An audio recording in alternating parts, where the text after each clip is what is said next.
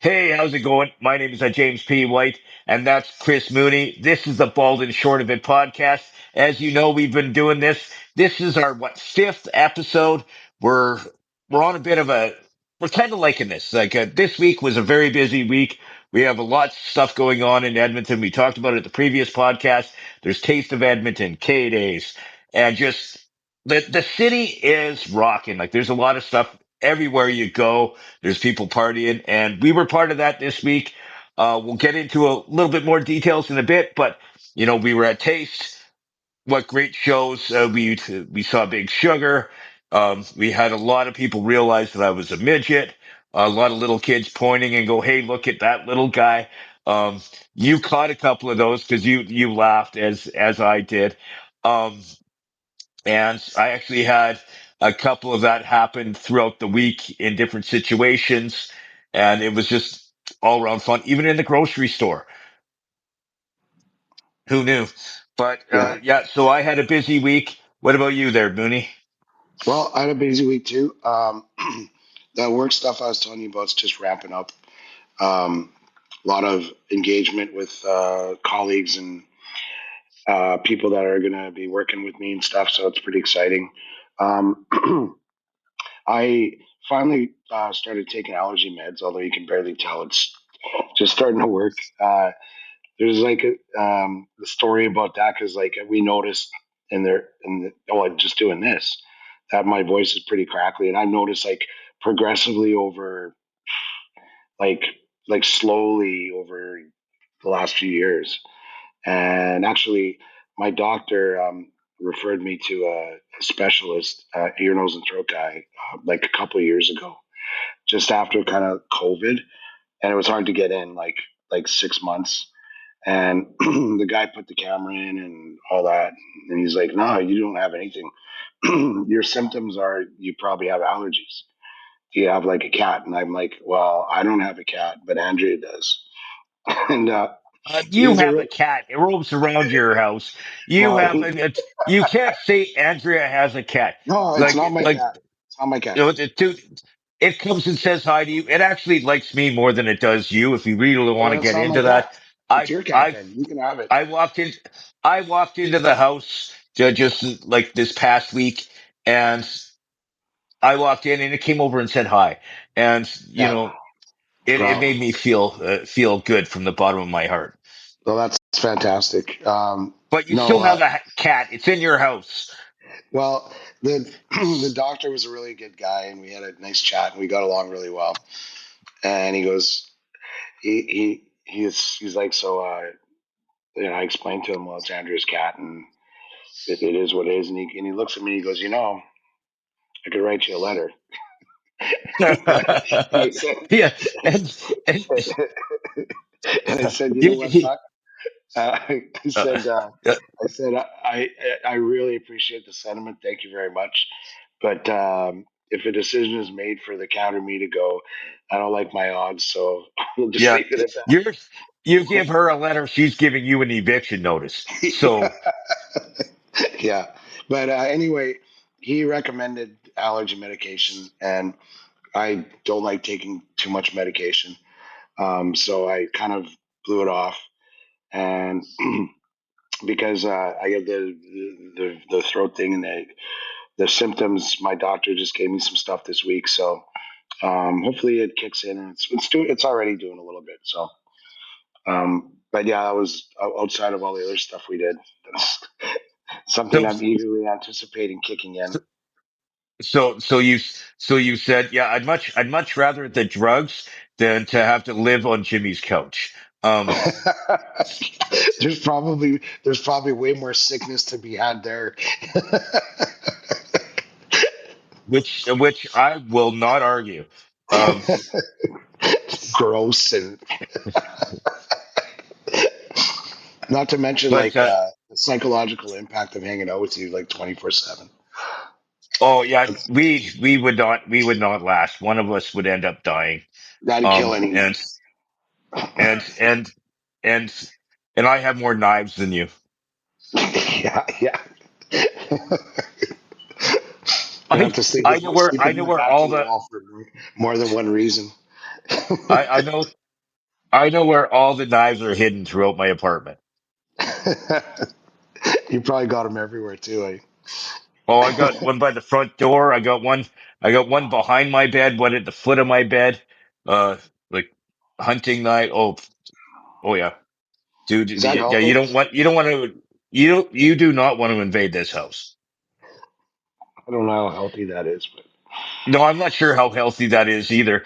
Because but like I talk about used to on our radio show. We used to talk about how I always carry a knife. I always have one in my jacket pocket or in my pants. I always have to double check when I'm going to a bar or when I'm going to something like Kdays to make sure I'm not packing because I always like I actually tried to go on a trip in November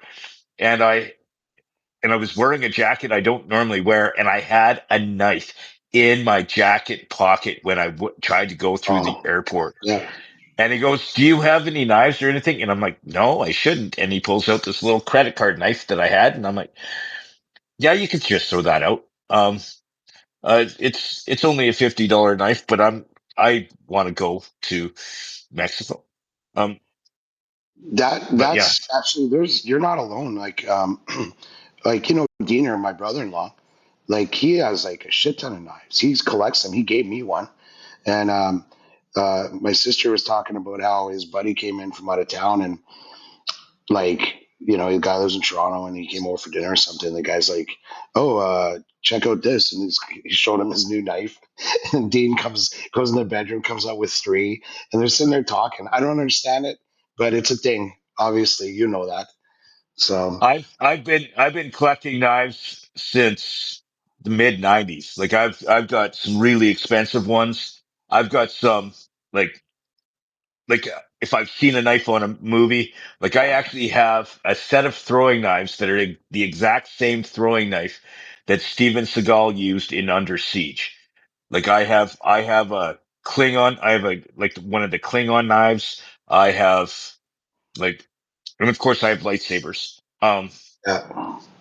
Yeah. So it So doesn't matter. It doesn't matter where I sit or sleep or hang at your place, and as I will safe as I always might have a knife feel, near me.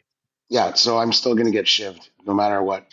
Yeah, but at least if I where you're sleeping, I probably have some knives hidden there too. I just haven't told you. Um, so Great. like I guess it's me and the cat then. example is my couch is right there, and here's a knife right here. Gotcha. All right. That looks like it could do some damage too. Yeah, and it's actually right next to a folding knife. Who knew? So yes, I have issues. I've never once claimed I don't have issues. Um, okay, Not me neither. so that was our week. Like you said, you've been really busy with work. You started that where you're bringing people on and Yep. start. That's cool. Yeah. Yeah. It's cool. It's exciting. It's always fun to have a new challenge. In whatever it is you're doing, whether it's personal or professional or whatever. So, yeah, eyes forward. It's awesome. So, get into more about our week because we did some crazy stuff. We're not crazy, but lots. It's like we've talked about it for the last three podcasts. Edmonton is fun in the summer. There's so much going on. If you can't find something to do in Edmonton in the summer, there is something wrong with you. It's not Edmonton, it's you. We've been to both Kdays and Taste of Edmonton. Taste of Edmonton was great. Actually, I was looking at the map of the grounds where all the food vendors are. I didn't even see half of them. I thought I missed a whole area. And Yeah. like there's so much stuff going on and it's just and the weather on the the Taste of Edmonton day wasn't that bad. We had a bit of rain when we were at K Days, but it's we saw The Big Sugar. yeah, the Klondike days actually worked out really well. We saw Tom Morello on Saturday, and that was a surprisingly good show. That was a great show, and it drizzled a bit before, and then it's like it stopped for the show, and then it started when at the end of the show when we were in the car. It was perfect. Um, so yeah, I mean that was a fun night. Um, one But it, observation I have. Sorry, go ahead. okay, no, you do your thing. Oh, one observation I had, and like I have like photographic evidence, but like you're still quite the celebrity. Like, we hang out at different places. Like you go to the lake or we'll go to the pub or whatever. And usually when you go there, unless something's happening, like, or I mean, like it's an event, it's people that go to pubs that you're going to see at pubs. But when you go to these broader events, like Taste or Kdays, you see people like all Edmontonians from all different walks of life. They're not going to this to whatever. Anyways, um, and I was really like, I'm like, it's like at the football game you're talking about. There's everywhere I'm walking with Jimmy, and then all of a sudden I'm walking by myself, and I'm like, and you're talking to this group or that group. People come over and say hi, and you're still a celebrity around these parts. Um, but then the downside of that is you don't get the red carpet treatment. Yeah, You were kind of bitching about that. Let's be honest. oh no, I was bitching about it hardcore. Because like as you said, and actually throughout this segment here, I am going to be dropping some pictures of like we've got tons of pictures of us together, of me hanging out with Mooney's friends and making fun of Mooney, Oh, there and are and friends. then there are friends, but it's just they always take my side for some reason because I'm the likable one. But but like there's so many times where people say call me over and we sit and talk. Sometimes like I had a couple people buy me a drink and everybody's Jimmy, it sucks about losing your radio show. We'll never listen to that radio station again or all these different things. But I'm seeing all these people at these events and then I'm missing the perks. Like I miss being part of the radio. For the last 12 years, I used to be able to like where we got kicked out of that's VIP area that's where we were sitting in Taste of Edmonton. I wouldn't have got kicked out of there if I was there by myself, if I was with the radio station. That's why I just walked over there because I thought we were allowed to, but I guess only people that are introducing the bands or that are on radio can go in there. But, but yeah, like, and preferential treatment at the beer lines, like all that kind of stuff. I missed it. Like, actually having to go through a normal line at Kdays, that was like it. I felt like an outcast, but it was just because I'm no longer radio. Like, so what are you saying? Like, I was a god in this town. Nothing happened without my say so. No, it now, wasn't. It now, wasn't like now I'm it not on the wasn't like radio. that. It's I'm just just another schnook. I just felt like a VIP. Everywhere I went, people knew. If I wanted to go backstage, I went backstage. If I knew the beer vendors, they gave me beer. Like it's even though they're not supposed to, but Yeah, and like it's just totally different. 12 years in radio, and I went from a superstar to a schlub, like my friend Mooney. Like he he got in. Like I could only go where he went. It was like it it felt like you're gonna hang around with the animals. like like I used to run like this town, baby. I like I've gone backstage and interviewed artists, and I couldn't even go backstage to use the bathroom. Like That's hilarious. Oh well, no, it was still fun, and for what it's worth, like I said, there sure was a lot of glad handing for you.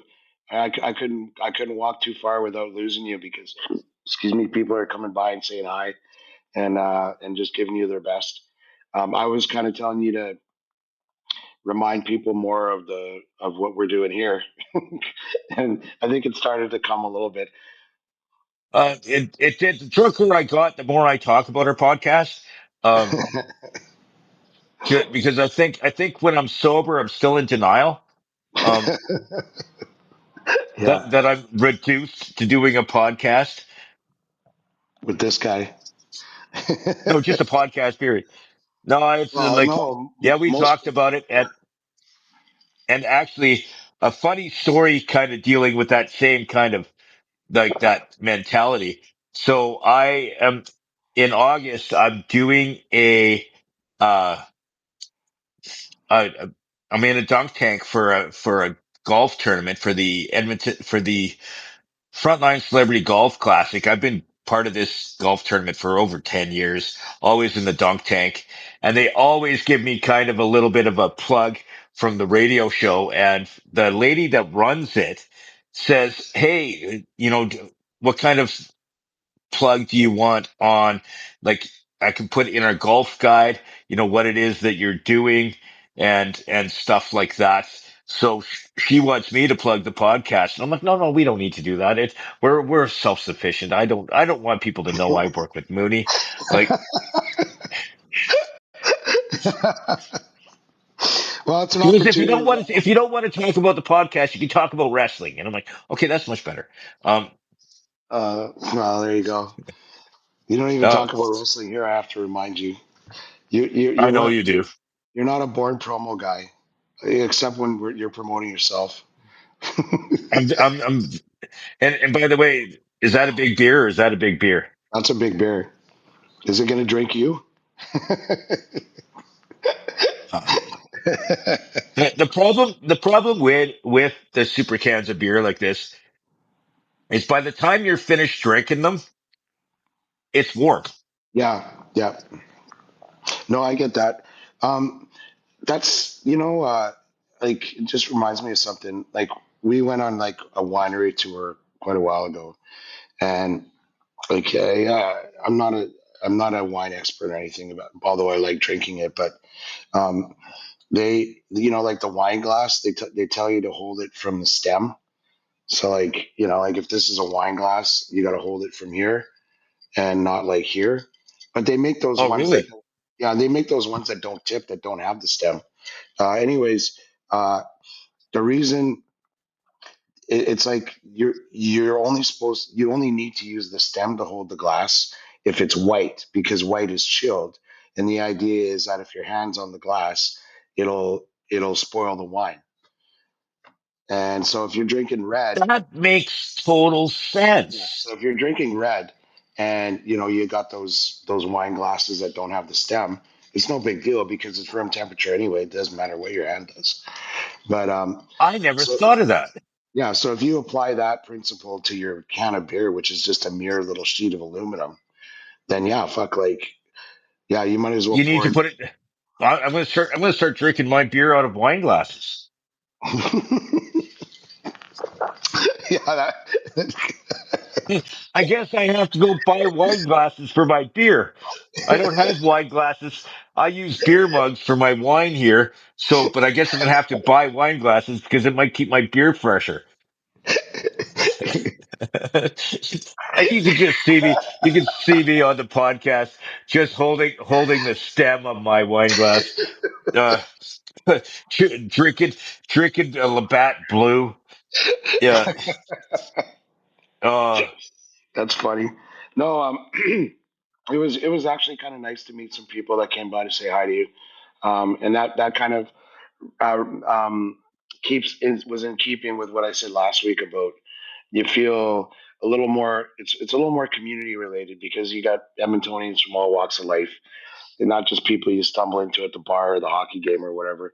So yeah, it was a great weekend. Like I said, like Jimmy said, we had Big Sugar on Thursday and Tom Morello at Kdays on Saturday. So and and Tom Morello on Saturday was absolutely amazing. Like I got some pictures. I'm going to throw it in here somewhere. And the thing is, actually, you know what I'm going to do? At the end of the podcast, all the pictures of the stuff that we've done over the past week that we've talked about, I'm going to put it at the tail end of our video of the podcast. You're going to be able to see all the stuff that we've done over the past week. It's gonna be at the end of the podcast because there was so many pictures. We had a lot of fun. But the Tom Morello show, he had his kid out there, and Yeah. he was the bassist, and he did that Well, he one was a that guitarist. He played guitar. He played guitar. and he did the guitar too. He did um the Aussie cover. I can't remember the Oh, song. and Um he played bass. The kid. yeah, but for the Aussie cover, he did guitar. Yeah. Um Yeah. and I can't think of it. It was off the Blizzard of Oz album. The Crazy Train, I wasn't know it? no, it wasn't Crazy Train. Oh, Mr. Crowley. Mr. Crowley. Mr. Crowley. Yeah. And it was then and he was banging. Like for a young kid, I think he's what, 13, 15, like Yeah. something like that. If you put me in a corner, I'd put him at about 13. And like I'm a huge guitar fan. Like I play a little myself. I've grown up loving guitarists, and but I'll tell you, um, not that I'm an expert, but man, that kid could shred. And he came across. I mean, 13, you got like hundreds of people there in the audience. It's got to be intimidating, but you see it the other way too, where a kid thinks he's the shit, and you could just tell from his body language he was neither shy nor arrogant. He looked, Ego. No, yeah, he enough. was having fun. It Yeah, wasn't he wasn't showing off. yeah, He was having fun. He was jamming with his dad, and they were rocking it, and his dad was cheering him on. Like yeah, it was such a great class show. And I was rocking it, having a good time. It was a great show. And the way they have the VIP area there is actually really kind of cool. Like you have yeah, general admission at the back, and then the VIP is right near the stage. But we have our own, like our own beer garden kind of thing where you can get like our own bar. But it was fantastic. yeah. I was, I only kind of went because you and Johnny were going. But then I know who Tom Morello is, and I don't mind Audio Slave and Rage. I'm like take him or leave him. But honestly, I was thoroughly impressed. It was heavy enough. But he's a surprisingly funky player too. So like you really got into it, and like just getting back to the kid. Um, I think when he took his first solo, like you're facing the stage, so you can't really see what's behind you. And when he took his first solo, the old man like was behind him so that he couldn't see his dad, and he was getting everyone to clap and cheer. He's like this, and I mean, it was nice to see the pop do that for his kid, and yeah, it was yeah, it was great. It was a great show. Yeah, it was so much fun, and K-Days is a great event. I'm not a rides guy. You're not a rides guy. We were kind of talking about this at K Yeah. Days. Let's get into it. Because I said to you, are you into the rides? You go no, and I'm not tall enough to ride the rides. And even if I was, I wouldn't anyway because I don't like heights. And you go, I don't like heights either. And Yeah. so another thing that the Mooney and the Jimmy have in common is we hate heights. And the corn dog, like we Oh, had to yeah, you crush it. had you had to crush a corn dog Yeah, because a corn dog at K Days or at any like festival like that is not like you get at like 7-Eleven yeah. or like they're hand dipped. You see them dip the thing, and then they throw it in the batter, and oh yeah, I I get excited just thinking about it. You looked excited when you were wrapping your lips around it. Oh oh, that was like those are like yes. Uh, It's like they backstage wrestling. it's yeah, it's better than oil wrestling. W- Yeah. Needless but to say, it moved. but yeah, like K-Days is great. Case is awesome. They go all out in Edmonton for that kind Yeah. of stuff, and the staff is professional, and it's Yeah, You I know, had a great time. I know that we had a couple things we had beefs about, and we'll get to it. But one thing I'll mention about taste that was like disappointing was that like there isn't really a beer gardens proper. There's like a fenced off, little roped off patio section with like lots of great seating and stuff like that. And we got there a little early, Jimmy and me, and Andrea and her friend came like shortly thereafter, and Johnny met us and all that. But um, I was told by um, Rashan, Andrea's friend, that she had booked a patio seating. I'm like, oh, you got a book? She's like, yeah. And so when we got there, then that's basically what the beer gardens used to be, you know, where the tables and chairs and all that stuff. And so we sat down, and not long after we started drinking our first beer, someone comes up and goes, "Do you have a reservation?" And I'm like, "Oh yeah," and I gave him her name and Rashan's name, and then she couldn't find her. She goes, "Do you have the contract?" I'm like, "Contract? What are you talking about?" And so anyway, we left. I didn't want to be looking over my shoulder the whole time. And then Rashan said, "Well, I put in for it, but nobody got back to me. I didn't get a we're full or we've secured your seats or what." So then I thought, okay, I'm going to try this. Um, and yeah, I saw exactly what she was talking about. You put in the day, you put in the number of seats, and then they said, "Thanks for your submission. We'll get back to you." But you don't get any confirmation or denial. And then and that's one thing, because you know, like that night you go, okay, well maybe they were full, but I kept looking over there and it was never full the whole time. So big fail for Taste Edmonton people on that. You know, I didn't let it ruin my night or anything, but it was disappointing to say the least. um But I think what some of the reserve seating for is probably some of their bigger sponsors that sponsor the beer garden or sponsor this stage and stuff like that, that they save for their clients and they didn't need that night, is yeah, probably some of that stuff. And yeah, it happens. uh, It's business. It kind of sucked that we couldn't sit there and there was no one sitting there, but not everyone's, a VIP, you know, anymore. I anymore. No, I didn't tell you, Jimmy, but I got an email um last night from someone over there, because I put in for patio seats for us for Trooper next Yeah. Saturday, and so this is what it said. It said, "Thank you for your interest in booking the patio, capital letters, at Taste of Edmonton. I apologize for missing your inquiry. I've had limited access to my email with the festival being in full swing. Please let me know if you're interested in any other dates and I can see what we have available." Well, I got that like last night, and I replied immediately, just presuming that they missed the one I put in for Trooper. I said, "Hi, so and so. I'd like to book 6 patio seats on Saturday, July 26th at 6 p.m." So that was last night, and I haven't. So you might hear the next day or so, where it's Yeah. only Monday, dude. No, I And know. it's and it Listen, yeah, I'm not high and strung to be about it. honest, I've worked events like that before, and they're hectic as hell. Like they don't have as much staff as they need to run that kind of stuff. And these guys that are running it have a lot of people. I've worked at these events. Like I've worked booths like the one that we saw with the street team for the radio stations and stuff. But there's still a lot of work and there's a lot of moving parts, and these guys deal with a lot. And we should hear by Saturday, or maybe we'll hear Sunday after the show. It Yeah, happens. yeah.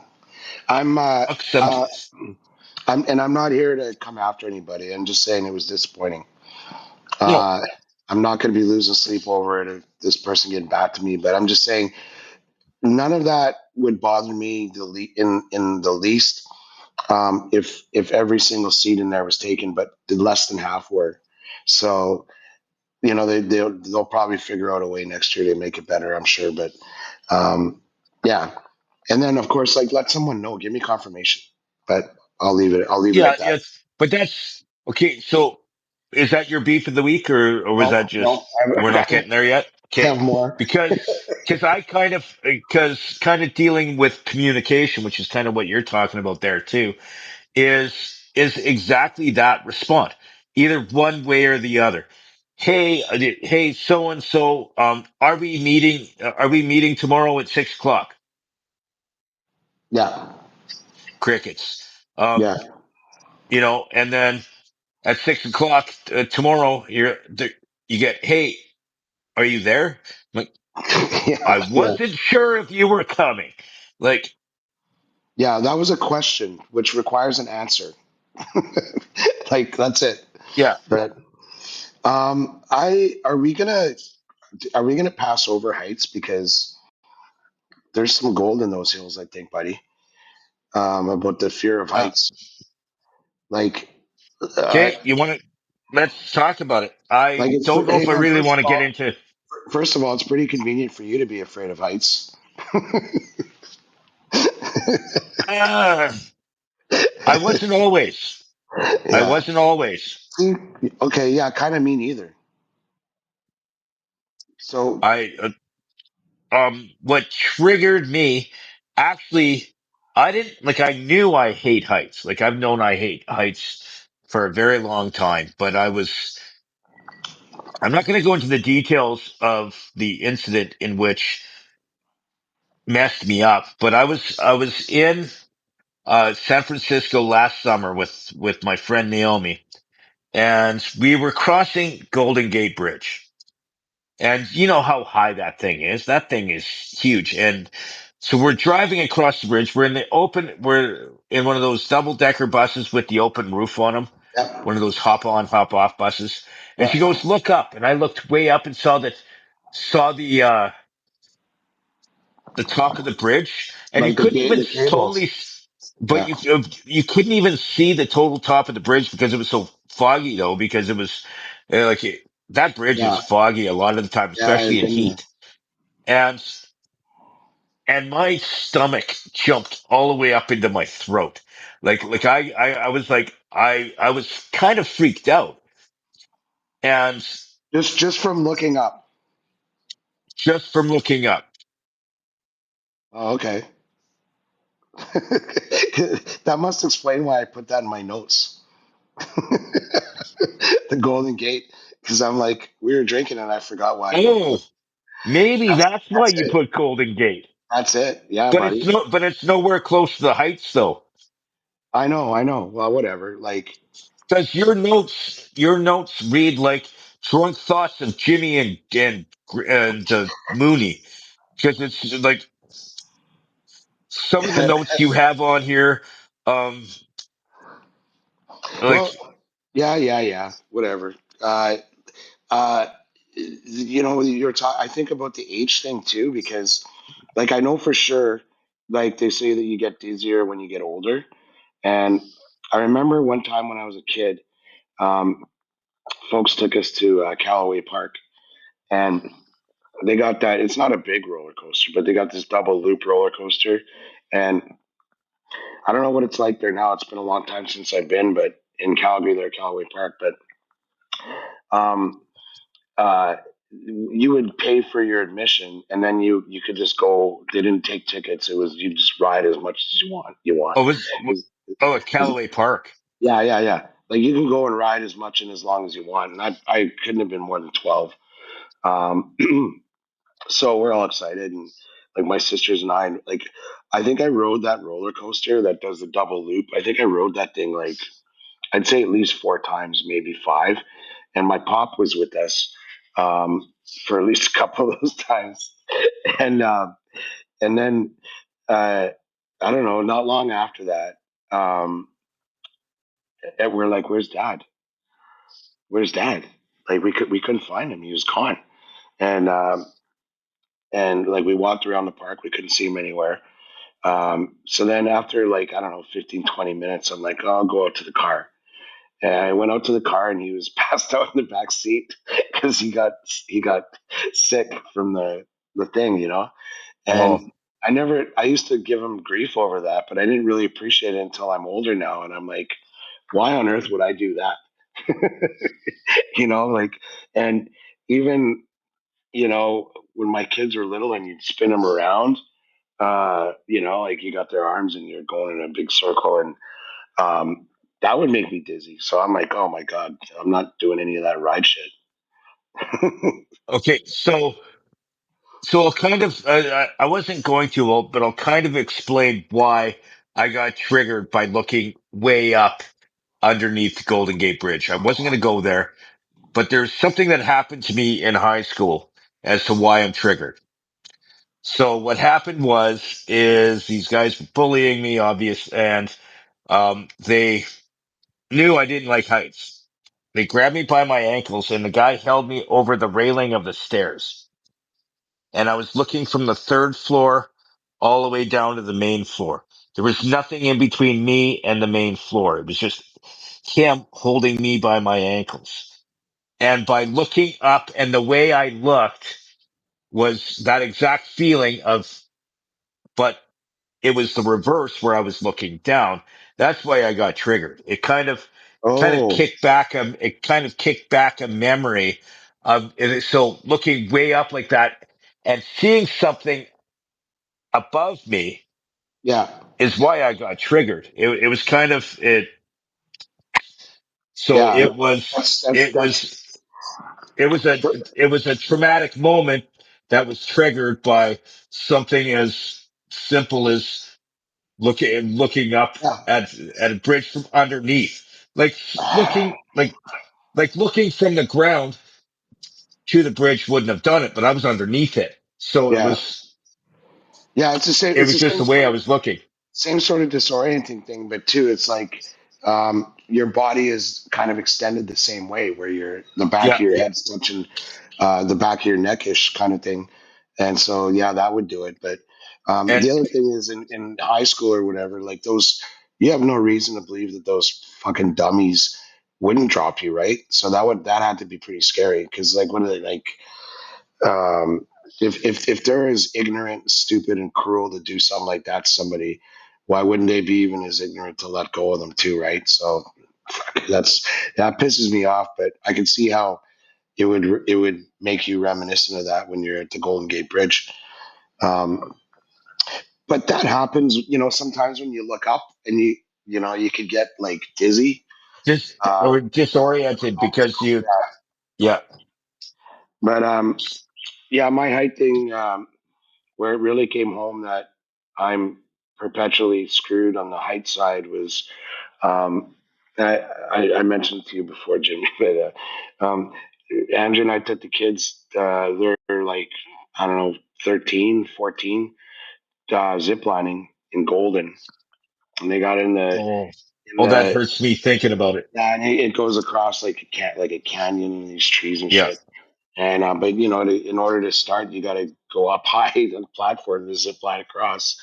You're going across like these, yeah. And so before you do that, it's like you do like 30 minutes of training where they put you in their harness and they show you how to clasp on to the pulley thing, and it's so safe. It's completely safe. But I go through all that. I'm stoic. I'm nodding. Yeah. Oh yeah. I know how to do that. Yeah. No, it's all good. And they take us up to the first platform where you're supposed to zip line across to somewhere else. And I made the mistake of looking down. And just before I had to clasp in, and I'm like, I can't do it. My son's there. Like, I did all the training. I'm a guy. Like, what the hell, man? Like, I was like, felt like you know, like I had to like go back to man school or something. But that it was, yeah. I looked pretty foolish to say the least. I, you know what? I'd love to talk to your son because I'm pretty sure that scarred him because his dad's woman could go in a zip line and he couldn't. And he goes, what's this going to mean for me in my life, in my future? Am I going to turn into my dad? Um, Yeah, well, luckily he's doing better, but he doesn't have far to fall if he does that.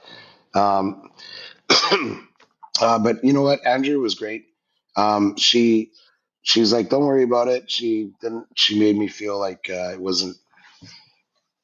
I wasn't the loser I thought I was. A total disappointment in life.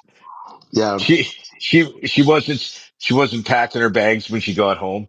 yeah, yeah. But anyway, yeah, that's where we were in Vegas last summer or last fall or something, and we got a thing to go up to this strat, the top of this strat, and I'm like, I'm not going. I'll see. I'll be down here on the casino floor when you're done. Hard Yeah. pass. Hard pass. Oh man, and like I'm looking at our notes for this week's podcast, and for those of you who don't know, yes, we take notes. We try to have at least an idea of where we want to go, and there's so many different ways we can go with this. And one is something that kind of I want people's opinion on this one, and Mooney's on the same opinion as myself. I think. We were at Taste of Edmonton, and if you haven't been to a live event like that, the bathrooms are insane. Like the lineups to the bathrooms are nuts. And yes, the lineups to the men's bathroom is shorter because we're in and out faster. And there's more places to pee than there is stalls for women. Um, but women shouldn't be allowed in the men's bathroom. Like I don't think because if the women's bathroom was empty and I was in there, I would get arrested. I'm pretty sure, or thrown out and banned for life. Um, thoughts? Yeah, especially you. But that aside, um, with the sexual predilections and the stalking and whatnot. But but no, that happened to me.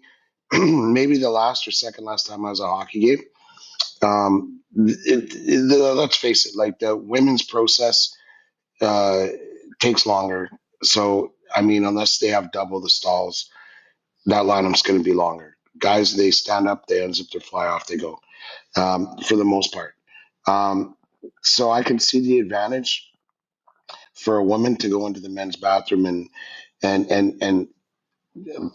benefit from being in a shorter line, but there's a reason. There's an age old reason why they have them separate, and I I saw it was weird. My wires got crossed. I was walking to go wash my hands or something, and I was walking past where they're lined up to use the stalls, and there was a lady standing there, and I stopped and I looked at her, and I thought I'd never been confronted with that in my life, and it wasn't like a man dressed up like a woman or a woman dressed up like this is a chick probably with their husband, and and I like my wires got crossed. Normally, I'll say something if I see something that's rude. If somebody cuts in front of somebody or whatever, like I'm gonna speak up because I wouldn't feel good about myself if I didn't. But that one, I'm like, what do I say? What? Like it's something I'd literally never seen before in my life. And I'm like, you got your bathroom, we got ours. Maybe let's keep it the way it is. But I didn't even say that. I wish I had. Next time I will, especially now that I I see. I've had that happen. Another time where I was coming out of the stall and there was a woman and the stall. She was drunk, obviously, but she was she was crouched over the urinal, um, doing her business, You mean squatting or puking? squatting. Yes, Oh sorry. wow, Yeah, and wow, and I'm like, am I classy. in the wrong? Am I in the wrong bathroom? You were drunk And too. like, if people have seen me at events like this, it happens. I do get drunk. Uh, Only once was I ever taken out in an ambulance. But But then she goes, "Do you have a problem?" And I'm like, "I don't know. Um, I think I'm gonna leave now." Like, like Like it was, society has a problem. Your mom probably has a problem. Okay, I'm pretty sure your but, dad didn't envision his daughter squatting in a urinal in the men's bathroom. You know, like but, I'm like, so yeah, me and probably a few other people. but my question for our listeners is it okay for a woman to go in a guy's bathroom if the line is too long in the women's? I say no. Yeah, He says no. yeah. Listeners, what do you think?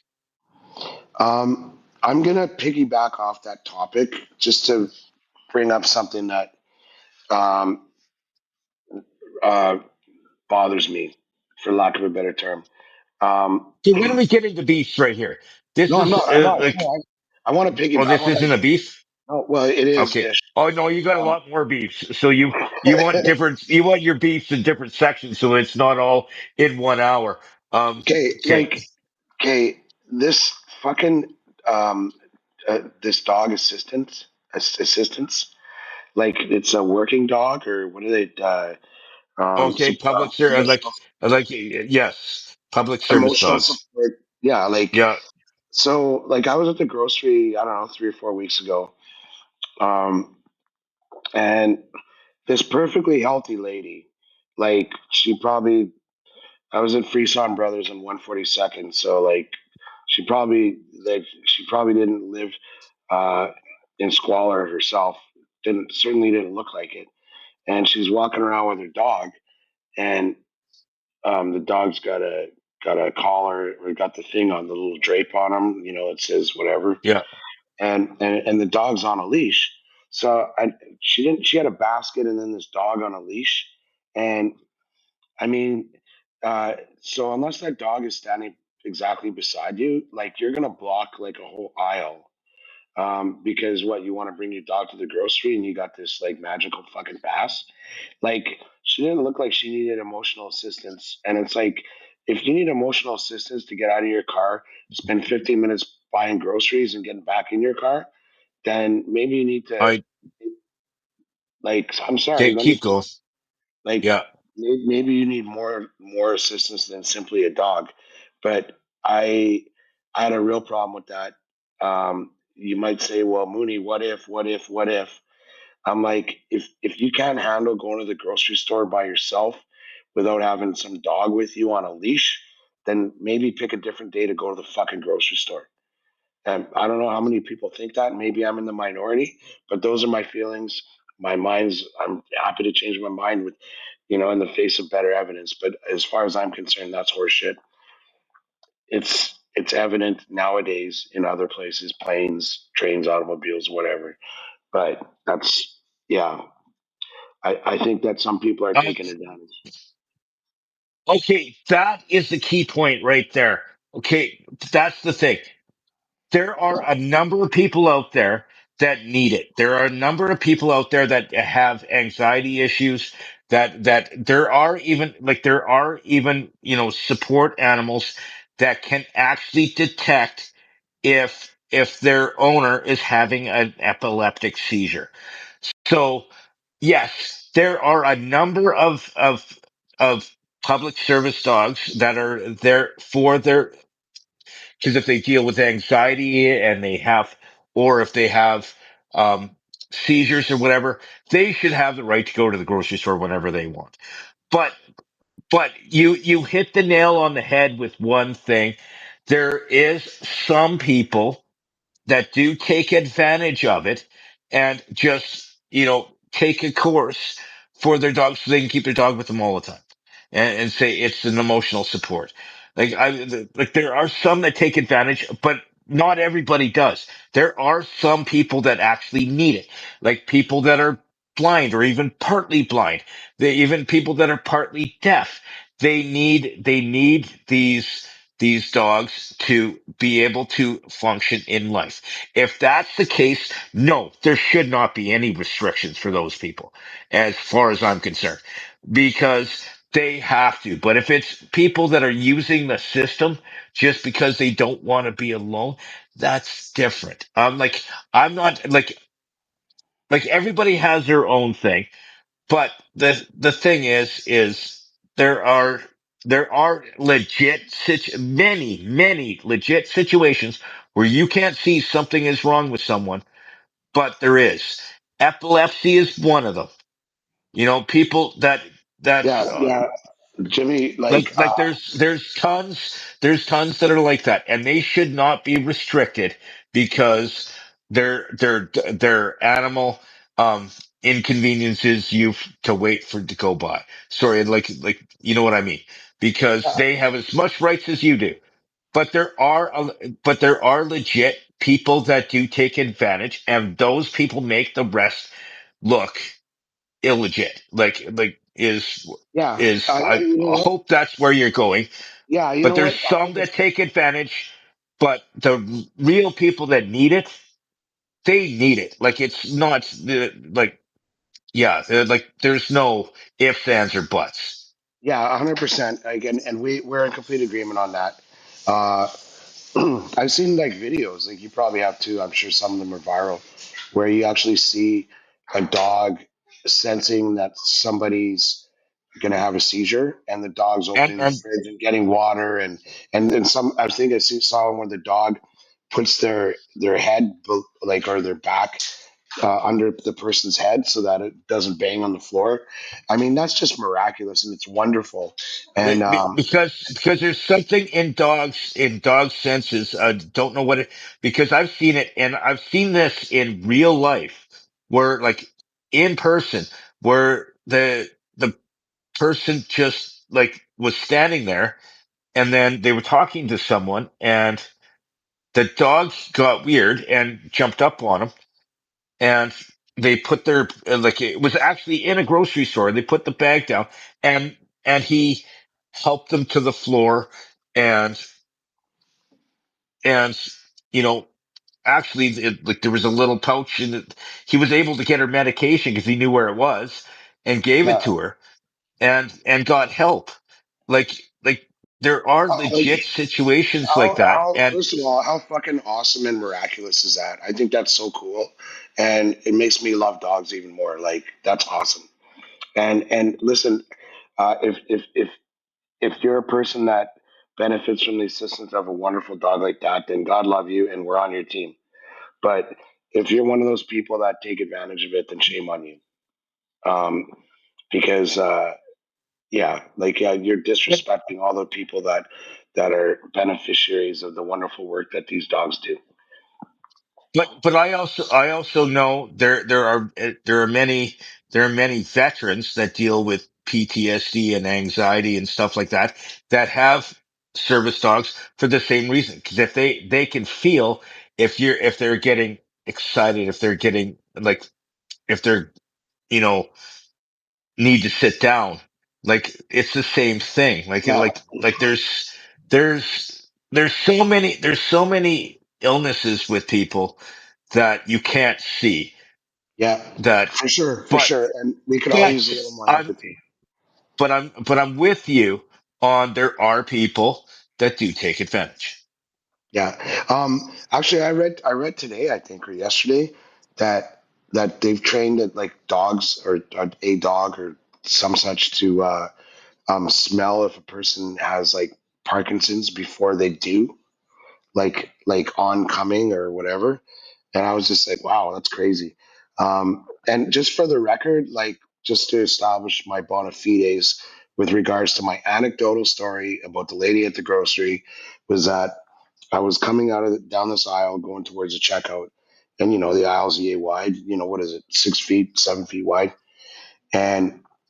and this lady has got her basket. She's looking at the end of the aisle, and her leash and her dog are on the other side of the aisle. I can't get out of the aisle.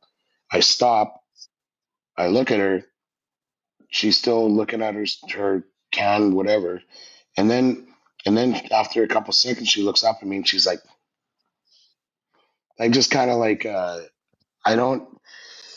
You didn't need to be an expert in like body language or human expression, and though she's like, "Fuck you," like But you can sit and wait. It wasn't like, "Oh my gosh, I'm so sorry. Let me move my dog." Certainly, if I was someone that was benefiting by the presence of my beloved pet, the last thing I would want to do is inconvenience people, and so I would certainly make sure that that dog was out of anybody's way and not inhibiting anybody else's shopping experience. But this was more like a "fuck you." And maybe that triggered me more than anything else, but which I hate that word. I won't use it again. But yeah, yeah, so that's a little more context, but we'll leave it at that. Um, yeah, God, God, but God. but the moral of the story is actual support dogs have a purpose and should be allowed. Like at the place I work, um, there is no, I'm not going to go there. Yeah, yeah, your Chihuahua doesn't belong in your purse either. So not for nothing. What about my fanny pack? Yeah, no, no. But anyway, that's certainly a lot more insightful than I was expecting to get. But that one instance really pissed me off. I'll leave it at that. Sorry, buddy. I know we were we were backstaging the idea of being a little more positive. So Yeah, but yeah, the thing is, though, is that has to be said. Like there are people that do take advantage of every situation. It doesn't matter what it is. It doesn't matter if it's tax breaks. It doesn't matter if it's emotional support animals. It doesn't matter if lady in the it's dude's uh bathroom like taking yeah. advantage. Yeah. It, but I digress. And let's. What else do we want to talk about? So we've.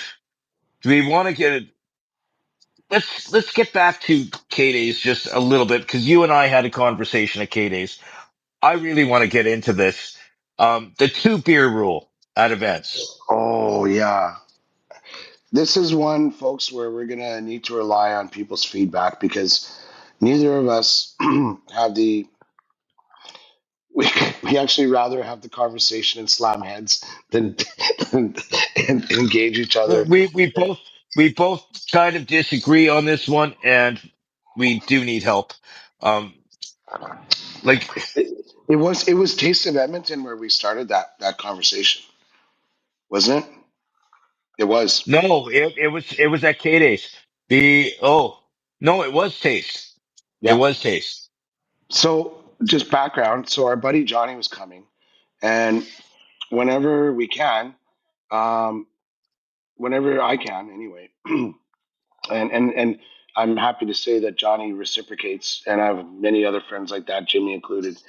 That if you're there first and your buddy's coming, uh, do your best to have a cold beer waiting for him when he shows up because that's what he came to drink. So I'm like, "What's your ETA, Johnny?" He tells me. So I'm like, "Oh, he's gonna be here in 5 minutes. I'm gonna go get him a lager." He doesn't know all the beers they got there, so but I know what he likes. And then I'm And I'm it's a getting him. great lager too. Yeah, No, I'm yeah. That yeah, was the Leduc one, right? yeah. But the Pilsner, that Diamond Pilsner that we had, That's the that was blind good too. enthusiasm, double Yeah. diamond or That's whatever. Yeah. Um, so I'm going and uh, I asked Jimmy if he wants another beer, and he says, "Yeah." So I'm like, "Okay." I go get one for Johnny. I go get one for Jimmy. I bring him back, and then I say, "Well, I I want to get another." Or no, Johnny meets me as I'm going to get my beer. His is already on the table, and he goes, "Oh well, if you're if you're waiting," he actually bought me my beer, which is really nice of him. Anyways, I came back and Jimmy's like, "Well, you could have just brought that beer back," and I'm like, "I don't think so, buddy, because they have the two beer rule, at least in Alberta, ALCB or whatever. Is like you can't, AGLC. yeah, whatever, AGLC. You can't go to like at the football game or the hockey game or anywhere else where they serve you and order more than two beers. We can agree on that, right? Yes, you can Okay. agree on that. So the point of dispute is, go ahead, Jimmy. The point of dispute is if I buy two beers, take them to my table, can I come back and get two more? To my thoughts, it's yes. To his thoughts, it's no. Let's conversate. Okay, let's conversate. So, for the record, if any of you are unfamiliar with this, Jimmy and I are about to conversate. Thank you very much for illuminating everyone, Jimmy. We're about to conversate. um, anyways, it's all like, and bear in mind, I should have, I didn't look this up or anything like that. But the presumption is when they say serving. That's why, like, if you're gonna, like, my daughter, she, like, if you want to serve alcohol, you got to take a course and you got to make sure that ALCB knows that you know when serving is a response, AGLC. whatever. Yeah. It's AGLC. Alberta Gambling and Liquor Commission. Yeah. It used to Thank be you. Alberta Liquor Control Board, but whatever. Not for nothing. Anyways, um, uh, it's all about serving, and serving is like, it's not like learn how to be hospitable. It's learn how to be responsible when you're giving strangers alcohol. And so the example that I use for Jimmy is like, no, I can't go to a bartender at a place like Taste of Edmonton, the same bartender, get two drinks, bring it back to my table, and then come back and get two more, bring it back to my table. Because they're going to say, well, didn't you just grab two? And I'd say, yeah. And they go, well, I can't serve you more than two at a time. Or, um, and you said, no, no, it's just two hands. Like, No, I but think you're wrong. no, I don't because I'm not going to say where I've seen it. The thing is I've done it where I'm buying beer like I buy four beer. You can't take two now. And I'm like, you can't take more than two. And so I take two and then I come back and they're like, okay, here you go. You can't Like carry more than two. You can't, 5 minutes later, you can't be standing. It was 2 minutes later. You can't be standing holding more than two beer at one time, but like actually I actually have to take the pro serve course for a gig no, that I'm sir. doing in August, but we'll get into that later, another day. But I actually have to take the pro serve course, which I could probably learn that, but Yeah, you can't have two in your hand at one time. I can't wait for you to find out that you're wrong. Because, like I I said, if the bar is me, okay, and like physically proximal, and my table is you, I can't order two beers, turn to my table, drop them off, turn right back to the guy and go, I'd like two more, drop them off, and then have like four I beers. don't know if you could do 100 trips, but it's just like I think there is a rule to that too. But It's like I see where you're coming from. But the thing is though is like if if I'm buying around for the table, it's you, me, and my friends, and then Andrea's friends, and then you're by yourself. Um, you know, then and I'm buying around and I'm taking them to the table. As long as I could be wrong there. Um, okay, I'm like certain. they would happily, like, if your arms were burned in a fire, okay, and you had two casks and you were incapable of holding a beer, and you and I came to the bar and you were standing beside me and I said I would like four beers. If I could carry those four beers quite comfortably back to our table because of your gnarled digits, then they would let me walk away holding the four beers like so, and going back to the table.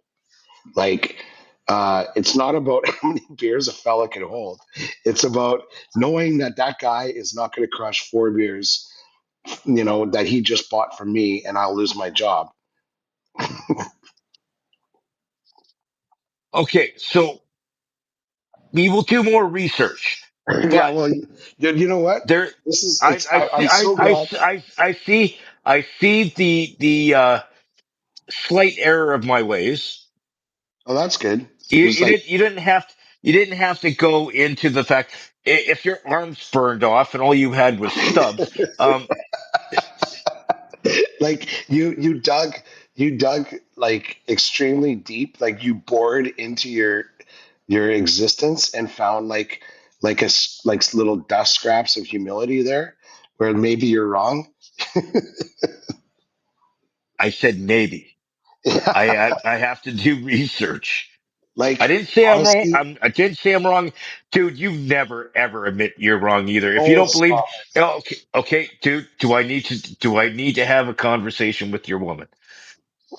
it. Yeah, all day, babe, all day, You know, all day. and you always admit to being wrong.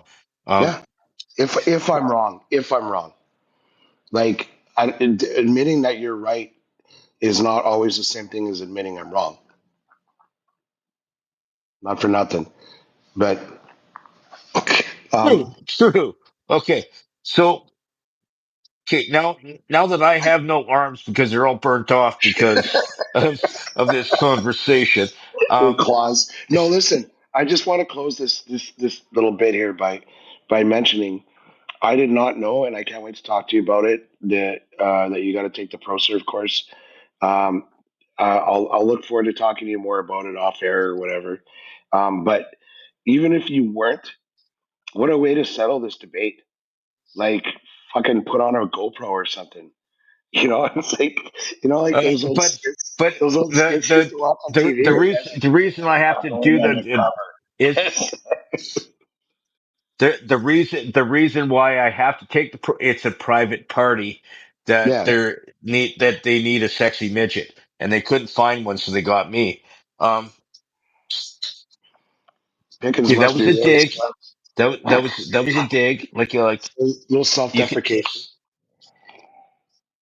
All right. So now that we talked about the fact that I'm never wrong, and so we where do we was there anything you wanted to go beyond the alcohol? Is there anything more you wanted to say about that? Well, I mean, we haven't really mined all of our negativity yet, so I'd be happy to get more negative. You want? I don't know if we necessarily need because see the whole purpose of a podcast, Mooney, is let me explain. Is we're here to entertain, to make people laugh, make people smile, make people have fun, not always mind the anger out of people and the negativity and the We agree on all that. We agree on that. okay. So before because I want to end the podcast with something that's very personal to me, but I want to end the podcast with it. But before we do, we've been hinting at it. We are starting a regular segment on our podcast. It's called our Beefs of the Week. So, and it's not your favorite beef recipes. It's not, which tastes better, short ribs in the air fryer or the pressure cooker or a smoker. No, it's what's your beef of the week. And Mooney has been sharing his beefs of the week all podcasts. We've had four so far, so let's get into I like think I think I'll get I think I think in fairness, like I'm gonna maybe call an three. audible. I'm gonna call an audible. You can you. I give you two. I give No, you no, no. two.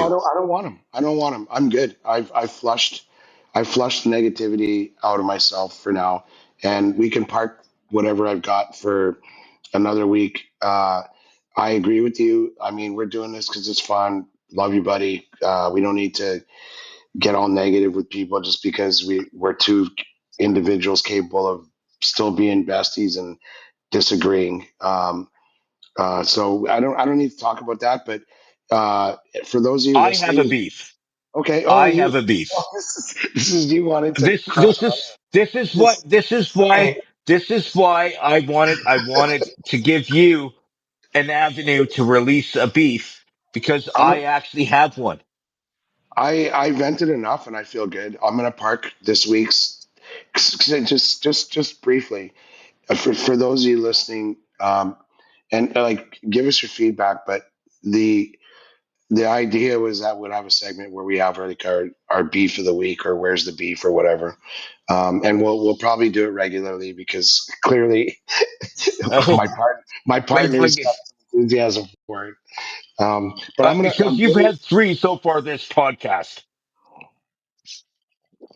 I'm not the guy that Maybe was I'm not the guy that was talking about the bathrooms and stuff. Like, but then again, that's on brand for you.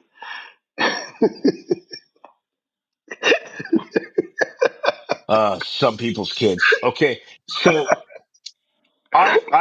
I have a beef. Okay, so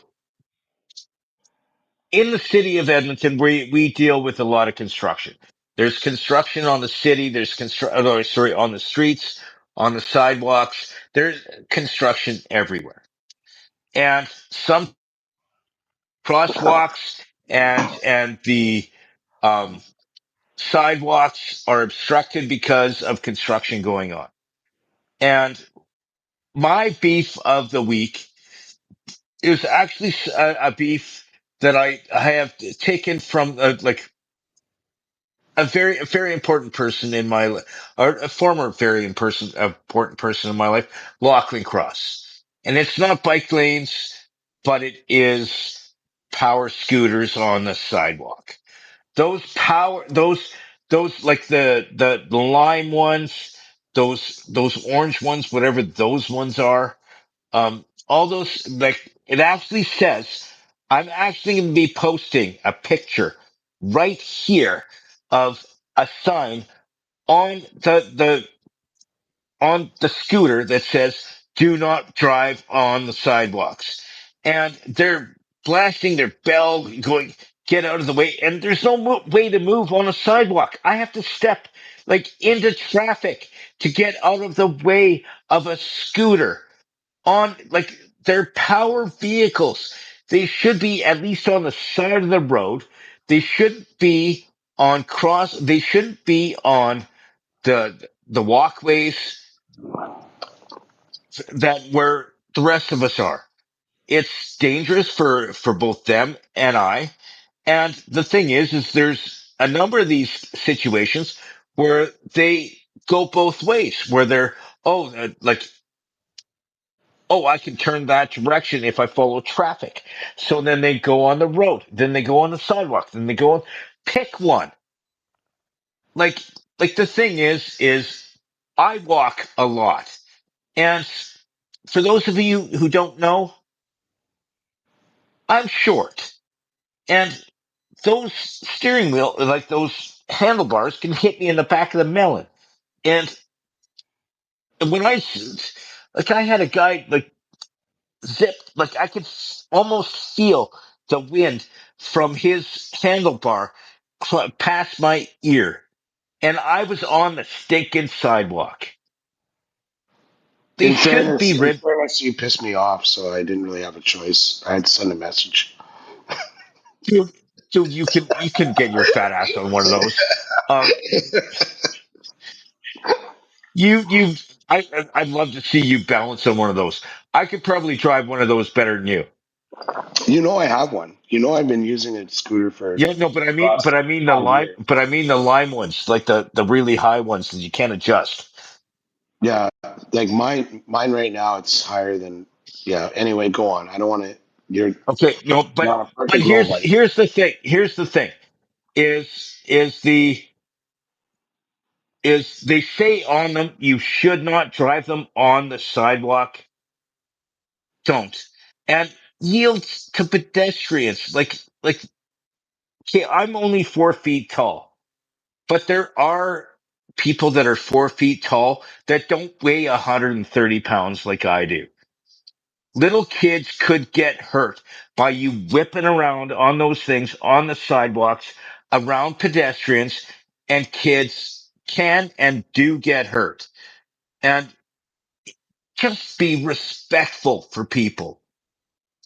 Follow the rules to a point, especially with the fact that you're like, is especially the ones that they pay for, like the lime and those, Yeah, because it's it's a bird. company It's lime and bird. Those are and the bird. two. Yes. Yeah, those are the Like, two that the city of Edmonton is allowed to operate here. like you have to, like, the sidewalks are like the roads. Respect the people around you is all I'm saying.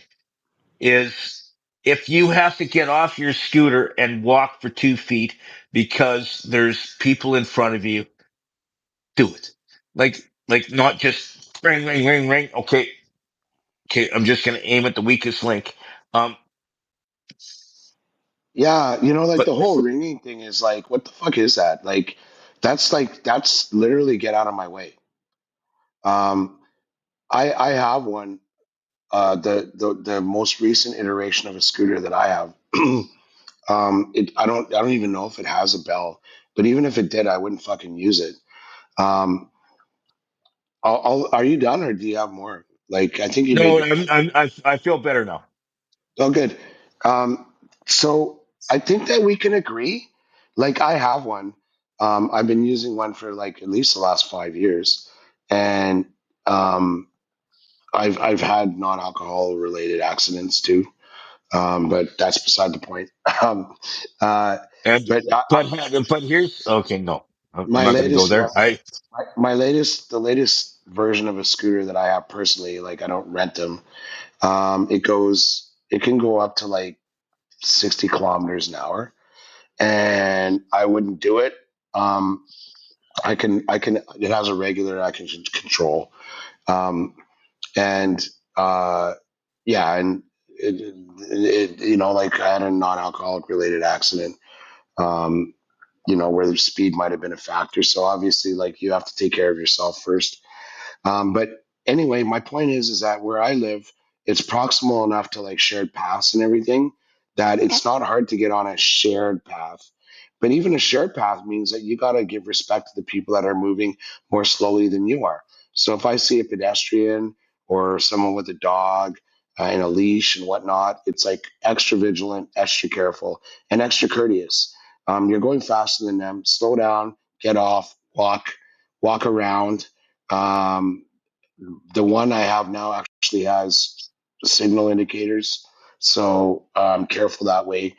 Sometimes in my journeys, if I'm going to, let's say, get, I don't know, like I live pretty central, so like if I'm going to, um, like to pick up a burger or something, I have to, if I have my scooter, I can stop at a sidewalk and roll it. But if no one's on the sidewalk, I'm sorry, I'm going to ride it. But if I see anybody, I'm off it. If I'm near a door, I'm off it. And you're only pushing it for like half a block or whatever. But it's not hard. And I don't think you disagree with me, Jimmy, that like, would that like sort of No, increase? you're abiding by the rules because, but Yeah. there's more people that avoid traffic by riding on the bloody sidewalk is where I'm going. Where they go Yeah. from, okay, the path of least resistance is the sidewalk. Now the path of least resistance is the road. Now it's the sidewalk. Now it's the cross. Yeah. Like Yeah. it's no, but because those people, if they had driver's license, they would lose them because they weren't abiding by the rules of the road.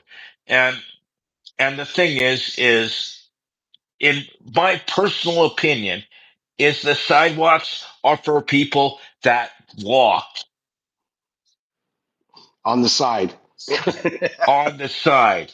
Like or people in real like I had a guy just about like I saw a guy on one of those scooters almost clip, like he came close, he had to swerve, he clipped the person that was pushing somebody in a wheelchair, like he almost took out like a another like an older elderly man that was pushing a wheelchair, like That's nuts. And I think Total. that we can both agree, like, and not like again. Let's try not to beef too much, but that like all of the instances that we're citing here with regards to like behavior, lady at the grocery store, or whatever, is like we're talking simply about stuff that we learned since we're little. Hopefully, is like common courtesy. So it's kind of like realize that you live in a world and, use the golden rule, treat people the way you want to be treated. Having said that, like Jimmy, if you're on my shared pathway and you're in the way, Oh, like you're running my ass over. I like I to might to not hit you, but I I'm gonna give you fucking brain music. like. Okay, Mooney. Okay, okay. Just so you know, almost 95% of my friends would run my ass over if they were on one of those scooters, or at least try to. Like, at No, least warn me first I guess by ringing the stupid bell, and then I look, and then they swerve at me as I'm diving into the ditch. no, I guess I'm in the 5% then because, like I said, You it's way wouldn't more warn fun. me. It's way more fun to scare someone with like chin music than it is to actually hit them. I want you Uh, to dive. I want you to dive not because I would ever hit you, but because you think I'm going to hit you. Because then I own you. it's good thing. It's good thing I always carry a knife to pop your tires. Well played, kid. Okay, so anywhere else we want to go with that one? No, no, I think we covered it. We generally agree, actually. Like you probably won't ride a scooter, you know, Um, in the I foreseeable do future. I do have one of those push scooters that move about like 1.5 kilometers per week. Um, like one of Yeah. those little like ones for 10-year-olds. I Next have time, that. next time you come over, I'd like we should give that a go. I know like you might have tried that with the radio thing or whatever, but I think that you could function on the one I have. But we'll see. We'll figure it out. But point being is Well, that we both agree that we wish that common courtesy was a little more common. okay. Yeah, I totally agree because the thing is so many times people just don't care about other people. Like we're in a community, folks. Like share the roads, share the sidewalks, you know. We're living in a society.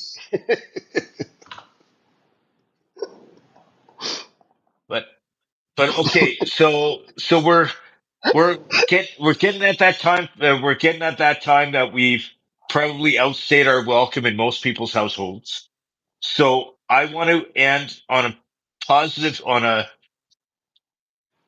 personal note, and then we'll do our goodbyes. Okay, But just one quick thing, Jim. Actually, you know what? I'll yeah, save it till after. Go ahead. Go ahead. Go ahead. um, this part's always hard. Uh, July 19th, this this past week was actually my dad would have been my dad's 70th birthday. Thomas James White. He was in plumbing.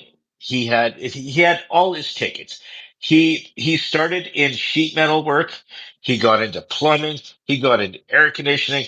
He got into all forms of pipe fitting. He could do like commercial boilers, like so much stuff. He even got his tickets on how to like dig septic tanks. Um, he was a guy that worked for everything he had. And I always talk when I give a tribute to my dad that he made me who I am today. And my mom actually kind of has reminded me that he led me to be the man I am today. He is, he's the guy that did lead me. Like I did all the work I needed to do to be the success that I am, but he showed me how. He had four kids. He started in his he had his sheet metal ticket at a very young age, and then he became a plumber, and he got all his tickets with four kids, myself, Heather, Robert, and Kristen, and then and he has all these grandkids and stuff.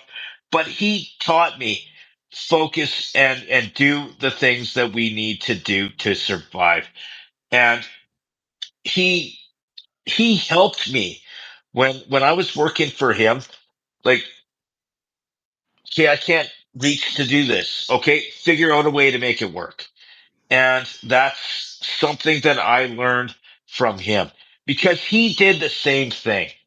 And like what the moral of this story is I just want to be a guy that my goal in life is to be a guy that can be a role model for somebody else. Because my dad was my role model for me. And he built a great company. And actually, my brother uh, has taken over that company. And from everything I've heard from everybody, he's busting his butt like my dad did. I'm so proud of where my brother is. But I wish you that. And that's where I want to go is, you know, find a role model, be a role model, and that's really it. That's awesome, dude. Like, uh, sometimes our role models are our friends, and like we learn from them. As much as you hope they learn from you or not, they can learn from you even when you do dumb things. um, but from like our earliest conversations, James would tell me about how after dinner, his pop would say, "Well, you put away the dishes," and most people's cupboards are above the counter. And he says, "Figure it out, figure it out." There's that old adage about when people say you can give a man a fish and feed him today, but you can teach a man to fish and feed him for the rest of his life. And all the stories, I wasn't, unfortunately, I never got to meet Jimmy's dad, but I'll tell you, so many aspects of this guy's personality, sorry, that guy's personality, um, uh, really resonate in the stories that he tells me about his pop when he was growing up. Yeah, did he like putting away the dishes after every meal? Probably not. But you know what? And maybe he didn't even like his dad at the time. but a man becomes a man, a boy becomes a man, and then he realizes the point behind it. And I mean, there's way more than that in the stories that Jimmy's told me about his pop. But I know what kind of guy I'm sitting next to, and I'll tell you, folks, um, uh, it's it hardens me to know that Jimmy is celebrating his birthday because we're celebrating the day that that man came here and joined the world and began to establish his footprint. And it was a mighty footprint led by curiosity as much as ambition, ways to solve problems, which are exactly the things that he taught his son. And I'm proud to sit next to his son, and I'm proud that we're celebrating his birthday and the footprint that that man left on this earth. So, Jimmy, let's do one for your pop. Cheers, brother. My dad.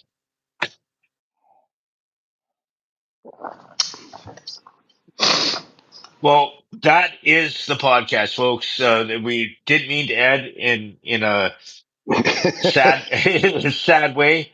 Um, No, we ended it's happy. In a but happy it way. is In a happy way. it is a way of celebrating, but you still can celebrate and be emotional at the same time. Um, Thank you, Mooney. This was a great podcast. And, this is the Bald and Short of It podcast. I'm Jimmy. That's Chris Mooney. I'm short. He's bald. We're both alcoholics. And Like, uh, I had to make myself laugh. how, Um, how I deal with you. and and how I deal with you. And that's our podcast.